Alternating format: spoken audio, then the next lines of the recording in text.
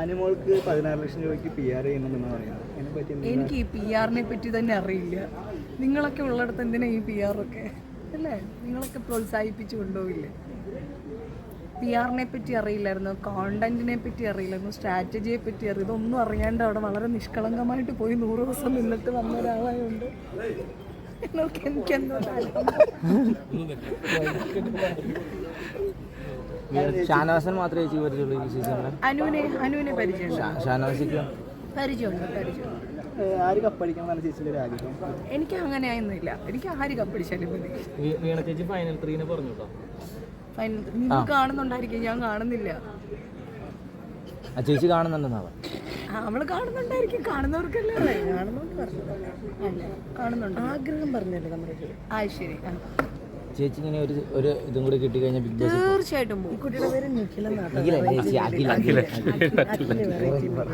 ഇത് എല്ലാവർക്കും വേണ്ടിയിട്ട് സംസാരിക്കുന്നതാണ്. ആണോ?